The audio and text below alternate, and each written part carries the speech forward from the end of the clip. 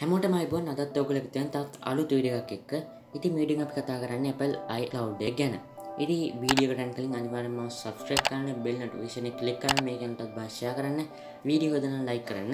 එහෙනම් අපි Icloud එක ගැන ටිකක් deep ව කතා කරමු. ඉතින් Icloud කියලා කියන්නේ 2011 ඔක්තෝබර් 12 වෙනිදා release කරපු service එකක්. ඉතින් මේක ඇත්තටම cloud storage එකක්. ඉතින් cloud storage එක කියලා කියන්නේ ඇත්තටම හිතන්න වගේ phone එකේ file එකක් තියෙනවා. මේක save කරන්න වගේ phone එකේ ඉඩ නැහැ. ඉතින් ඔයාලට පුළුවන් මේක servers වලට upload කරන්න. ඒ කියන්නේ cloud එකට upload කරන්න. ඒ වගේම ඔයාලට පුළුවන් මේක ඕනම වෙලාවක download කරලා බලන්න. ඉතින් මේ වගේ දෙයකට තමයි cloud storage එක කියලා කියන්නේ. ඉතින් ඔයගොල්ලෝ අහලා තියෙන OneDrive එක වගේම Google Drive එක, Samsung Cloud එක. ඉතින් මේවත් ඔක්කොම cloud storages. හැබැයි මේවට වඩා ගොඩක් advanced iCloud එක. ඉතින් iCloud එක support කරන operating systems ගත්තොත් මෙතනදී අපිට macOS බලා ගන්න පුළුවන්, iOS සහ iPadOS බලා ගන්න පුළුවන්. ඊට අමතරව Windows වලටත් මේක support කරනවා.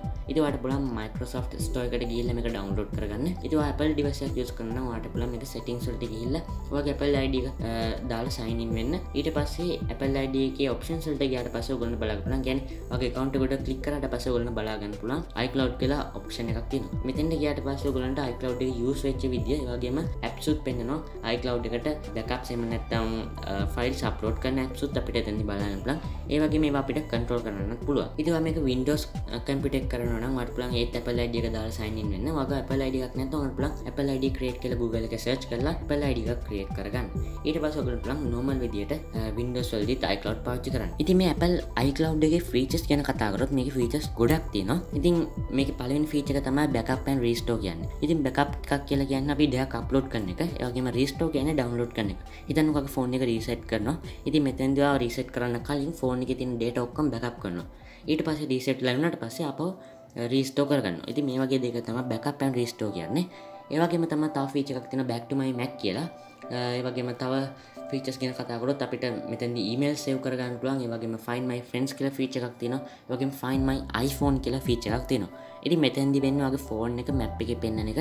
ඒ වගේම තමයි ඔයාගේ එකම Apple ID එකෙන් devices කීපයක් connect වෙලා තියෙනවනේ ඒ devices උත් තියෙන තැන අපිට map එකේ බලා ගන්න පුළුවන්. ඒ වගේම find my කියලා feature එකක් තියෙනවා. ඒ වගේම iCloud keychain කියලා feature එකක් තියෙනවා. ඉතින් මේ keychain එක කියලා කියන්නේ password manager එකක්. මෙතෙන්දී අපිට password උත් save කරන්න පුළුවන් iCloud එකේ. ඉතින් අපි website එකට ගියපු ගමන්ම අපේ password එක දාලා sign in වෙන්න පුළුවන්. ඉතින් ඒ වගේම iTunes match කියලා තියෙනවා. මෙතෙන්දී සින්දු තමයි අපිට upload කරන්න පුළුවන් වෙන්නේ. ඊට අමතරව I work for iCloud කියලා feature එකක් තියෙනවා. ඉතින් මේ I work කියලා කියන්නේ pages, numbers සහ keynote කියන applications වලට. ඉතින් මේ pages කියලා කියන්නේ documents වලට තියෙන application එකක්, numbers කියන්නේ charts හදන්න තියෙන application එකක්, keynote කියන්නේ presentation වලට තියෙන application එකක්. ඉතින් මේවල අපි හදන documents ඊට පස්සේ charts සහ presentation අපිට iCloud එකේ save කරන්න පුළුවන්. ඉතින් අපිට photo stream කියලා feature එකක් තියෙනවා. ඉතින් මේක ඔයගොල්ලෝ enable කරොත් ඉතින් ඔයා ගන්න photo එකක් automatically iCloud එකට upload වෙනවා. ඒ වගේම තමයි ඔයා Apple ID එක පාවිච්චි කරලා ගොඩක් devices වල sign in වෙලා තියෙනවා. ඒ වලත් මේ feature එක enable කරලා තියෙනවා. ඔයගොල්ලන්ට පුළුවන් ඒ devices වලනොත් මේ photos බලන්න. ඉතින් මේක තමයි photo stream කියලා කියන්නේ. ඒ වගේම iCloud photos තියෙනවා. අපිට photos save කරන්න පුළුවන් normal. ඒ වගේම තමයි storage කියලා feature එකක් තියෙනවා. ඉතින් මේ storage එකේදී වෙන්නේ අපිට ඕනම දෙයක් save කරන්න පුළුවන් වෙන එක.